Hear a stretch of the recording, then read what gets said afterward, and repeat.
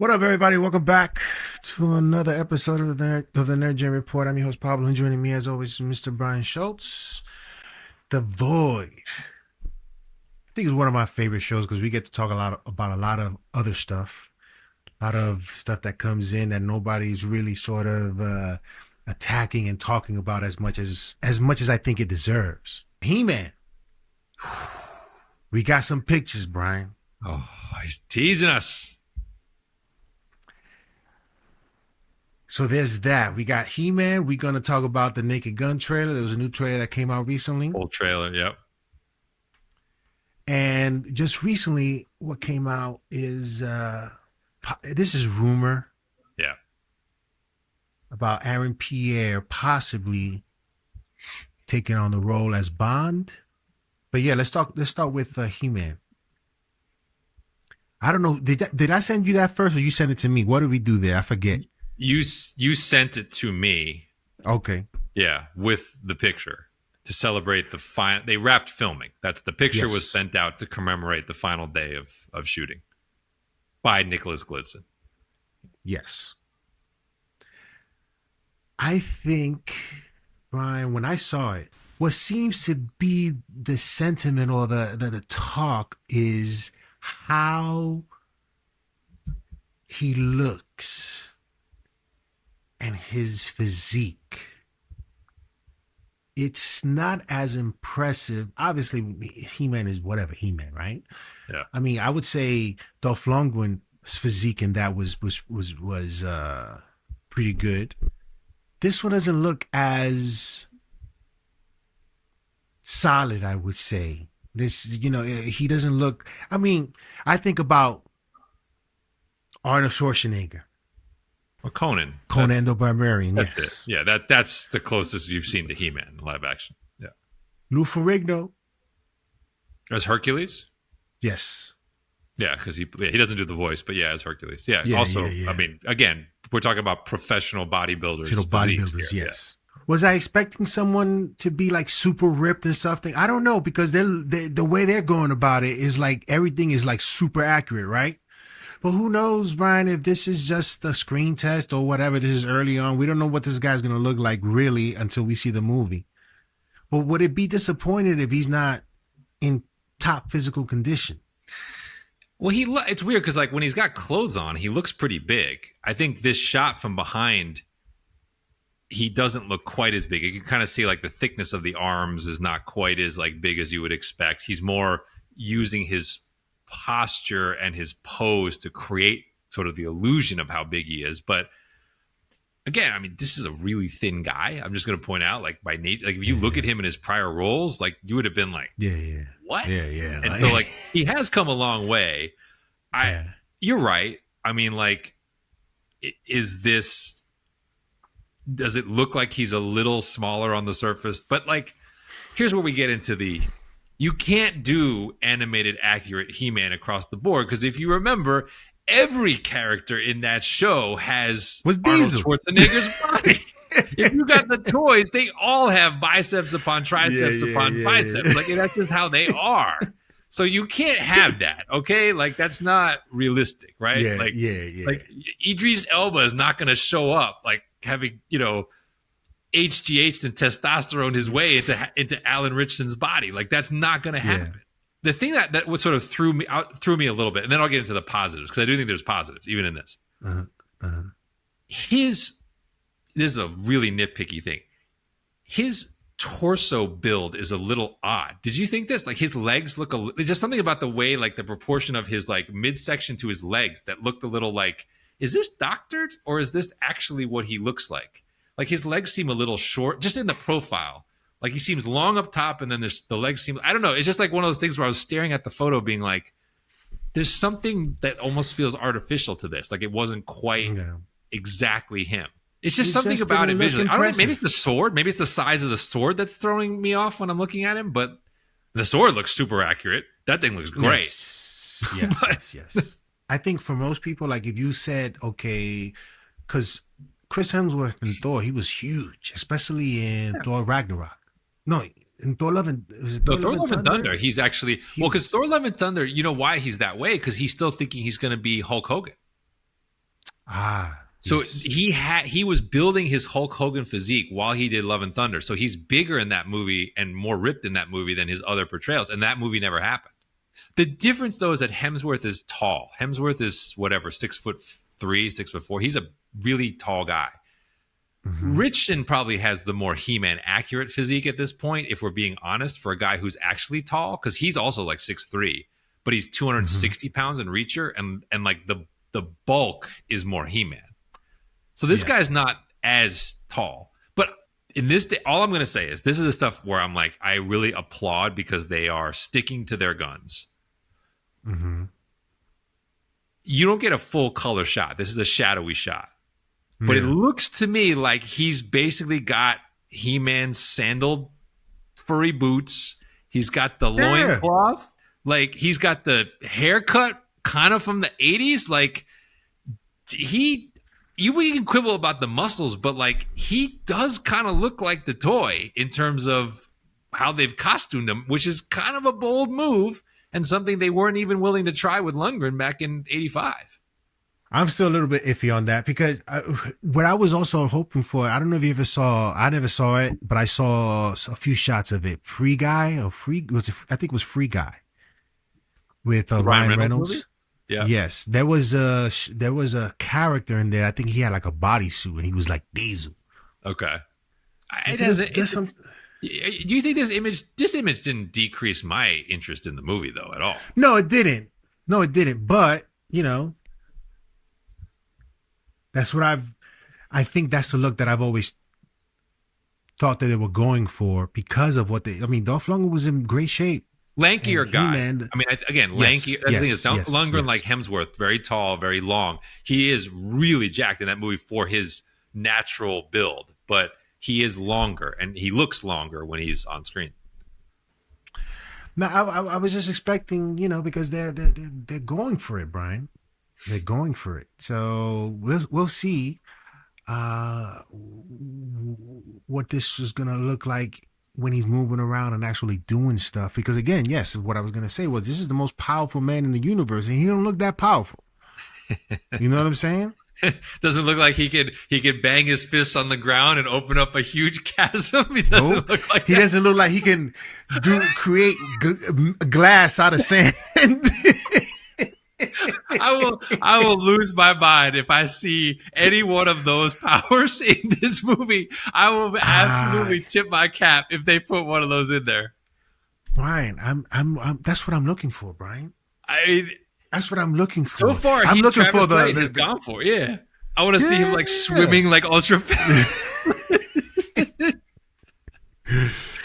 Oh my goodness! I just can't wait for those shots because they got to do it. They got to give it to us. Being how they're going all out, Brian, with Castle Grayskull, they even got Cringer up in this joint. Yeah, you're right though. I mean, they've got if they're going to be true to the spirit, they've got to show effectively Superman type feats of him like holding stuff up, lifting boulders that are like 5 times the size of a person. Like they have to do that because that's what the character did every single episode. Time. Yes. So it's going to be interesting, but I did, they're wrapped. It seems based on what I've read that a lot of the cast members really enjoyed their time and are really looking forward for people to see this, Brian. And again, if you think about what people was said at CinemaCon of what they saw, quote, this looks heavenly. Hey, you can't ask for anything more. Yeah.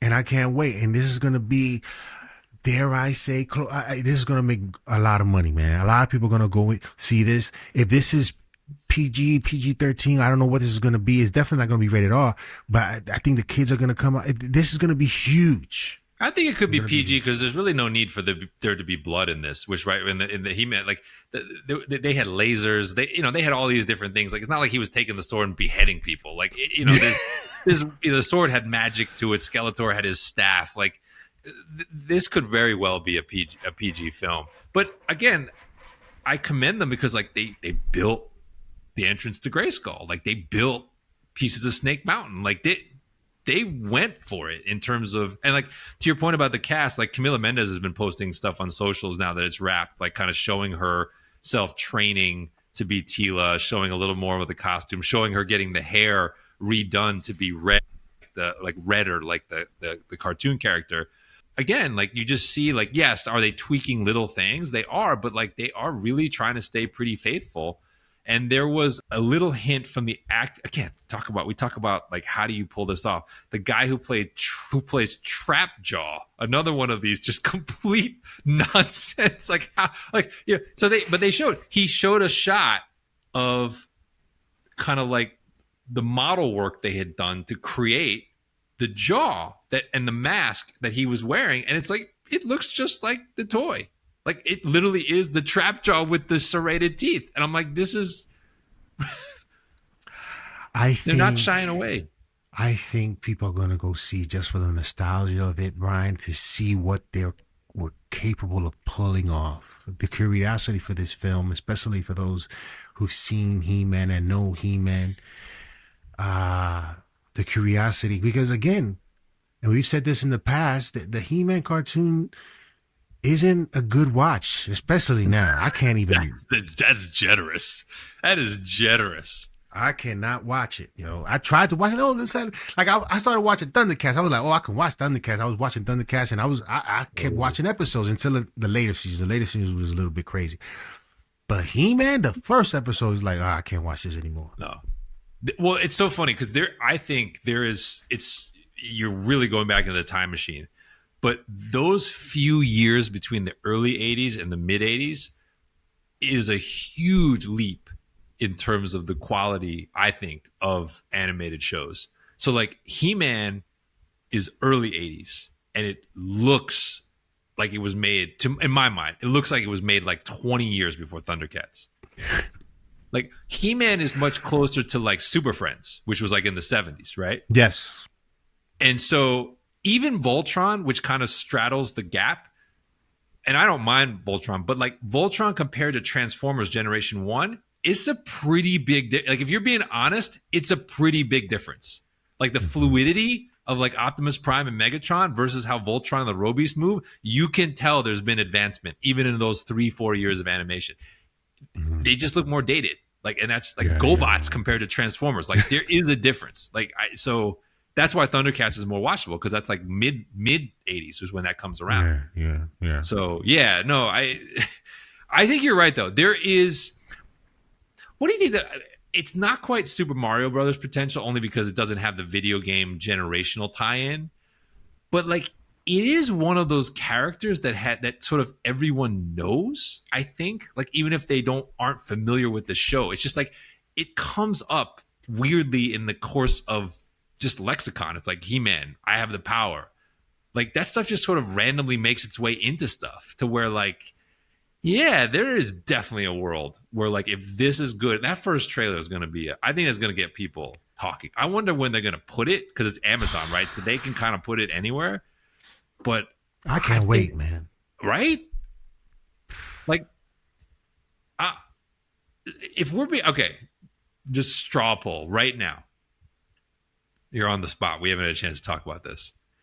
We have an Avengers movie and a new Spider-Man movie next year. Do either of them make your top two most anticipated? He-Man, yo. So and I know the other one is the Odyssey, right? So like, are the top two spots locked with He-Man and the Odyssey, to where like Avengers and Spider-Man gotta wait? I agree with you, but that's crazy. Yeah, yo, right? That's what I'm saying. Crazy that we're saying that. He-Man, yo. That's the thing, yo. We've been saying, yo. And again, shout outs to those guys who've been watching our show for a while. You know what we think about He-Man, yo. He-Man, we never thought He-Man for me was always a tough thing to make dope. But visually, I've always said Eternia has to be the main star, which I believe there's a lot of it in here, which it has to remind, like they have to take us away to Eternia. Eternia has to be like Pandora in the Avatar movies. Hmm? It has to be beautiful. It has to be majestic. It can't remind me. Although they're going to be starting off in Earth or whatever the case may be, I don't know how That's that's not going to the issue. be. I think that's the part that we're sort of just waiting for it to be over until we get to Eternia, and that's when things pick up.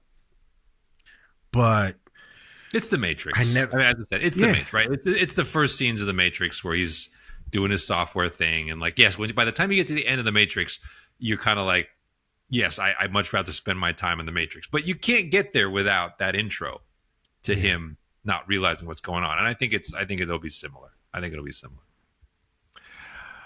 So yeah, anything else, Brian? Yes, I have lived to see a world where this movie is actually highly anticipated and has a That's what I'm legitimate chance to be saying, yo. good. That's That's what I'm saying, yo. this is It's the kind of stuff that, like, crazy. and if he pulls it off, it is literally the kind of stuff that like restores your faith in IP I and will creators. shake his hand if I ever see that dude. I'm like, yo, congrats, all praise to you for doing something like this and having the vision to bring this to life and making it dope. But before we move on, did you ever get a chance? I'm pretty sure you did, to see the Fox revival of He-Man. No, this is the one that you said is really, because there's been like a bunch of these, and you think this is the one that's actually really good. I have not. You have to I tell me liked it. which one it is, because there's so many now on Netflix. But Yeah, not the Kevin Smith one. no, not that one. But I'm saying even Yeah. between, there's other ones that Yeah, there was another one where He-Man has more clothes on. That was he a looks whack more He-Man. I Viking never, a little bit. yeah, I never saw Yeah. that. Okay. But yeah, there was one on Fox that I thought was pretty good. It wasn't like, oh my god, but it was alright. It was better than anything. I think is better than the original He-Man. Yeah. Let's talk about the Naked Gun trailer, Yeah. which I have said will be. I don't know how much the budget was for this, but I think it's gonna make a lot of money. I'm not saying it's gonna make $1 billion. I don't think so. There's not even a conversation. But I will say they're gonna make a hell of a lot of money, and this is gonna be the revival of a IP for more Naked Guns after this. That's what I think. So yeah. By the way, for comparison, the original Naked Gun, the Leslie Nielsen version, 1988, the budget was $12 million, and it wound up making $152 million. That works. In 1988 dollars, that works. Yeah, I think this one has the potential to do something like that. This trailer looks good. The thing I like most about it, and this is, Pablo had this as his number one most anticipated movie, so he's looking strong right now with the lead into this, I think. But the thing I like most about this is it's in the trailers, it is successfully spanning nods to the Nielsen version.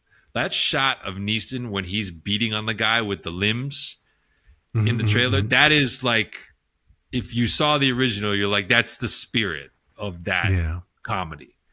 Yeah. But they're making it relatable enough to new audiences to where I think people are going to be able to connect with this. There's a lot of moments in these trailers where I'm chuckling and I'm like the scene where he's driving on the highway and the dude makes the coffee. That is hilarious. Hilarious. Every time they show it on in the movies as a trailer, people just laugh. People laugh. And I think people, especially in these days, need a laugh, and they're gonna go get that laugh when they go see Naked Gun, and that's why I think it's gonna be very, very successful. You're right. I mean, it's 1 week after Fantastic Four, right? It is like the true counterpoint to everything in blockbuster that's come before it, and that I think is a big part of the success. The other thing, it's not a small thing. They are really smartly holding back Pamela Anderson. You finally get to see her in very short snippets in the full trailer, but like things that we've lived to see in our lifetime is like Pamela Anderson is now considered like kind of like a serious actress. Like she was nominated for an award for her last role. Like she's kind of aged really well. Like the Baywatch documentary kind of like drew attention to this fact. Like she's an asset, like a real asset to this as like a commercial sell. And they're almost treating her like the shark in Jaws. Like she's like in for 2 seconds and then she's out. And like you kind of want to see more. But it's a perfect casting because you had Priscilla Presley looking great and being his love interest, and Pamela Anderson just fits that bill for this movie as well. So you could tell that there was a lot of thought, especially putting the O.J. Simpson thing gets me every time. Yeah. Oh my God. That's the one that everyone just loses their mind. And that dude's face. I want to know how many takes he needed to come up with that look. Oh man, I can't wait for the bloopers. Cannot wait for the bloopers. But Liam Neeson. See, we talk about Liam Neeson, man. This guy, what a wild career. Because this I think will be successful, but it's like, so then he will be the successor to Frank Drebin.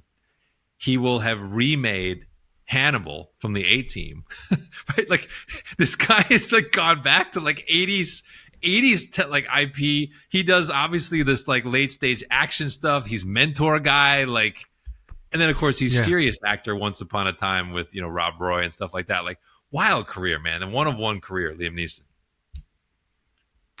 I'm telling you, when this movie was first mentioned a few years ago, and I think this was at a red carpet at Golden Globes or Oscars or something, where Seth MacFarlane just ran up on him and talked about it. I forget how it all happened, but this was still in the beginning stages of what he was going to do. I think perhaps he was already considering it, but MacFarlane saw Frank Drebin in him.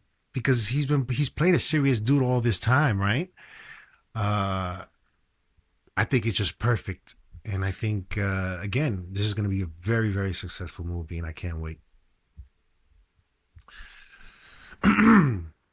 Next up, an unlikely possibility, but still very interesting. Mm-hmm.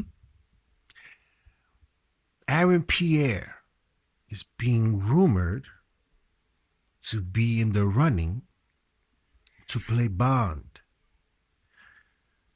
Now, I have to ask you, Brian, were there any stipulations with regards to what James Bond should be? Did they buy them outright like that? Say, you don't got nothing to do with this. Here's your few $1 billion. Leave us alone, and we're gonna do our thing. Or was there some sort of negotiations as to what James Bond had to be if they wanted it? I believe there were only 2, male and British. And British, okay, there you go. I don't believe they had ethnicity as a requirement. So Aaron Pierre qualifies because he is British. Yeah. And he's obviously a guy.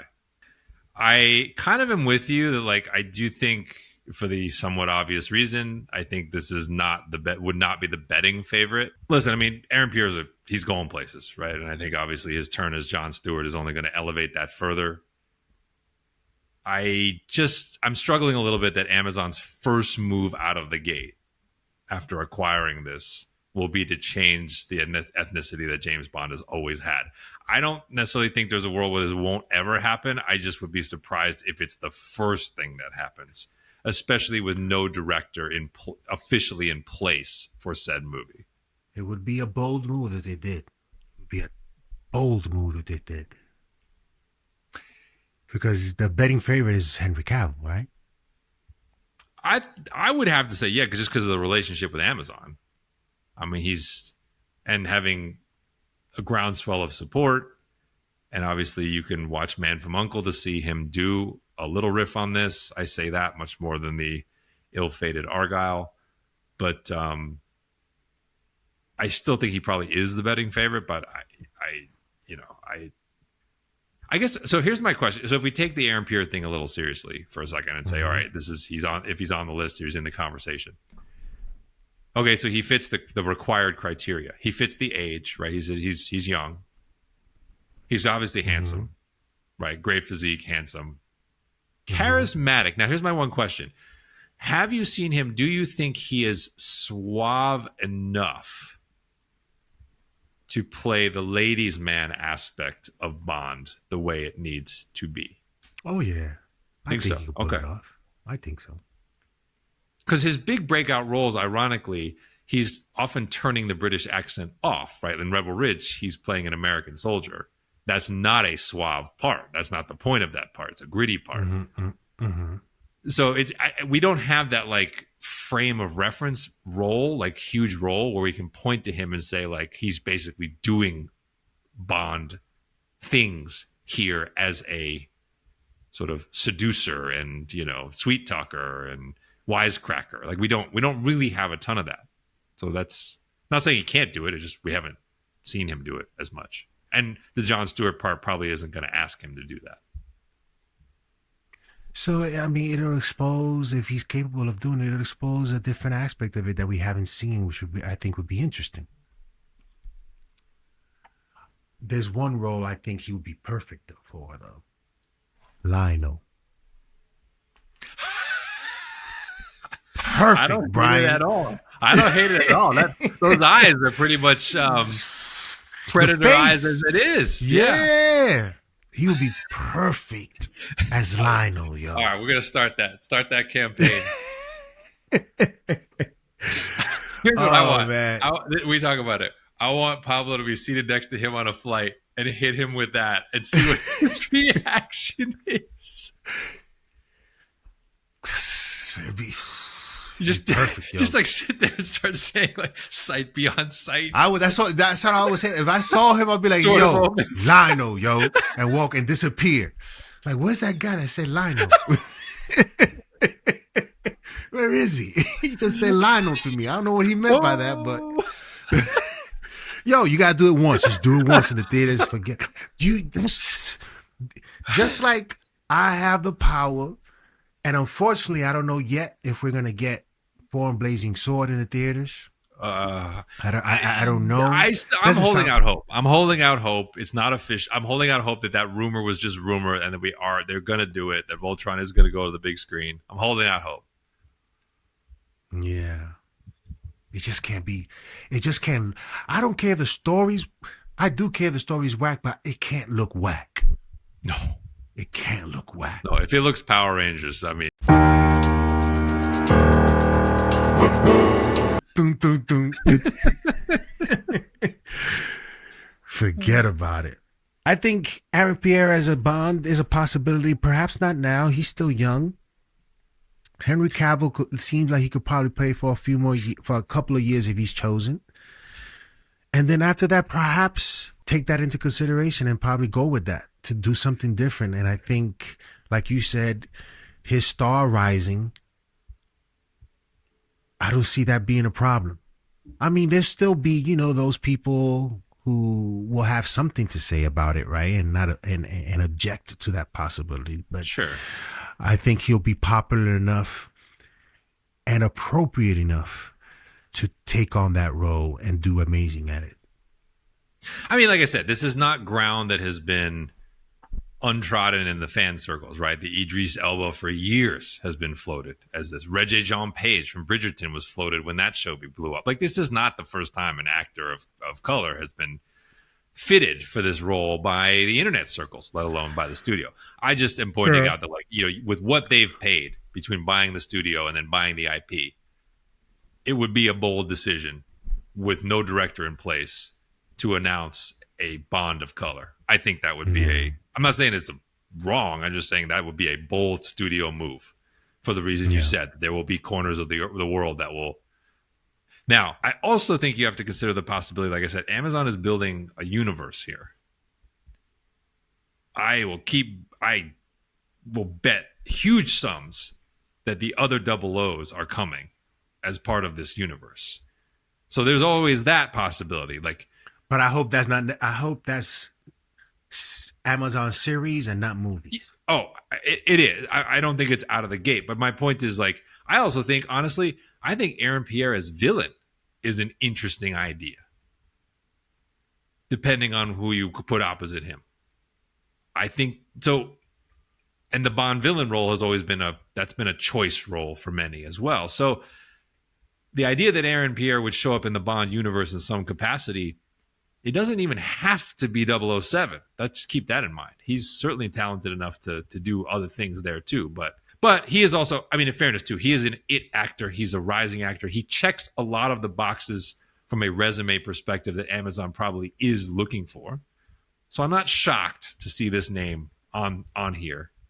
But I do think, yeah, I mean, I don't know if Cavill's a lock, but I think he's probably still, if you're laying odds, he's probably got the minus odds. Everyone else is plus odds. He's probably a, minus 130, minus 140. I think he would probably be. And, they're not in a huge rush here, right? Like, they're not looking to get this movie out in 2027. Like, they're taking their time with it. They just got, their producer in place. Henry Cavill might be auditioning for it, right? Like we talked about Voltron, right? Like some of these projects he's got. I think Fassbender is still a good possibility, man. I think he's a good choice for a James Bond. I like him as a Bond. Oh, but he's not British. He's German. Disqualified. But I mean, Sean Connery was Irish, right? Right, but I'm saying, but this is their IP deal. This is yeah. I'm not disputing what was. I'm simply saying, yeah, because Brosnan is also Irish or Welsh, right? He's not English.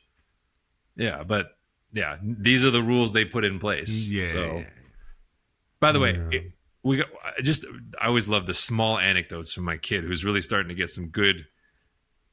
I love my love of movies is rubbing off. She's becoming her own little critic. Out on the new Jurassic Park movie. Out. She doesn't want to see it. She's out. Why? Very specific reason. And I heard her say it and I was like, huh. So if you watch the trailer, they are teasing some dinosaur hybrid creatures. That was her version of, because she was like, she loves dinosaurs, but she's like, she looked at it. She's like, that's not a dinosaur. It's like, what is that? She's like, that's stupid. And she was done. She was just like, I don't care. I was like, that's interesting. I wonder how many kids shared that sentiment of like, that's not any dinosaur I've ever seen. I'm not interested in something that looks part ape or part humanoid or whatever that thing is that they keep showing. She was out. Interesting. Just file it away. It's going to still make bank, but I just was like, for that certain corner of the audience, and she's seen and loves Jurassic Park, the original. She's seen Jurassic World, moderately entertained. And she watched some of the Netflix animated Camp Cretaceous series and likes that quite a bit. So she has seen a decent amount of the franchise. And her immediate reaction of looking at the trailer was like, what? No. My son is into dinosaurs as well. He loves dinosaurs. I don't think he's seen the trailer to really sort of make that assertion of that's not a dinosaur and that's a dinosaur. What is that? Well, she was intrigued. So she was intrigued before she saw the trailer because she obviously knows Scarlett Johansson as Black Widow. So when I told her, like, well, Natasha, she's like, oh, that's interesting. And then I just kind of, movie nerded her a little bit and was like, oh, the guy who wrote the original Jurassic Park came back to write this movie. And I was like, they got this director who's really cool with visual stuff. So she was, and I said, oh, you've seen him direct Rogue One. She's like, oh, I like Rogue One. So she was interested. It was literally that creature that put her just like completely out. It was just interesting. I just like, well, it's funny to see like, a 10-year-old's reaction to that. Interesting. Yeah, I may not go see Jurassic. What is it called? Rebirth. Yeah, I may not see it. I don't know, because I'm not. For me, the first one is it for me. That's it. I don't need to see sequels and stuff like that for certain things. But yeah, let us know in the comment section below what you guys think of He-Man. And that first pick, does he look a little small? Does he look a little small? Like, does he look like Prince Adam in even Prince Adam was Diesel. Everybody was Diesel in the question for you. Shout outs to Freddie, who asked the question: is Orko in this? There's been no report of that, and I am definitely hoping he's not. Sorceress is Monica Baccarin from Deadpool movies is Sorceress. She's in it. But there's been no mention of Orko. I can do without Orko.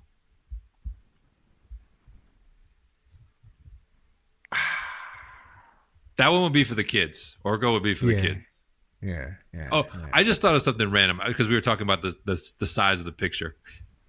What if, because in the picture he's got the swords in he's He-Man, but we haven't seen like any effects or anything like that. What if when he draws the sword and does the I have the power, they do like an Altered Beast style enlargement power up of how he actually looks? So they use effects, they use size effect, like in Lord of the Rings, how they created like big and small. What if they actually use an effect to make him larger when he draws the sword? I mean, it would be interesting. I'm more interested in seeing when he transformed Cringer. That's going to be...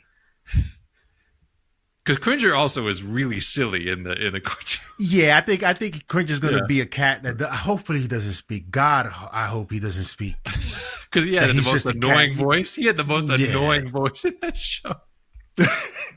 Battle Cat was cool though. What was Skeletor's cat's name? Remember Skeletor had the purple like panther type. Yeah. So I don't know. I definitely remember he definitely had a name, but speaking of Skeletor, I don't know if this is gonna go anywhere, but like on the list of things that like might be a small check to the momentum, you saw that Jared Leto's getting Me Too'd. Oh yeah? Yeah. He got hit with some allegations in the last couple of weeks from like former co-stars and co-workers and stuff on prior sets about inappropriate behavior. So that kind of was just like we'll see where that goes, if that's in anything or if that's a false flag. But we most likely won't see him. So I don't know if that'll be a problem. It would just be a shame because if he nails Skeletor, it'd be a shame if there's like a little cloud over the performance. And of course, obviously, if he did stuff, then that's not great either. But anyway. Panther, that was the name of the cat. Panther is his cat, not to be confused with Panthro, right? But yeah. Panther. Okay. Oh man, there you go. I can't wait, Brian, for He-Man, man, because there's just going to be so much to see. Much to see. They haven't made mention of the bird dude. The dude that can fly, the Birdman. I forget his name. You remember that dude? Is it Birdman? Oh, I know. Stratos. The guy with the glasses? The guy with the goggles, right? Yes. Pilot goggles. Yes. There's just so many characters, man. Let's see what they do, Brian. If this does well, I don't mind seeing a second He-Man, but it has to be in Eternia.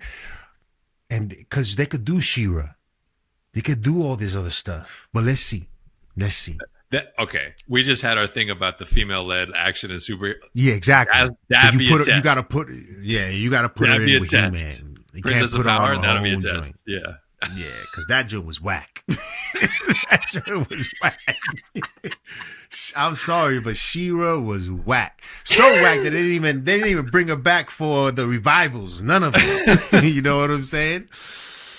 So yeah, let us know in the comment section below what you guys think of He-Man, the Naked Gun, the new trailer, and Aaron Pierre possibly playing Bond. What are your guys' thoughts on that possibility? Yes, remember to hit that like and subscribe, comment in the comment section below, and we'll see you next time on the Nerd Gen Report.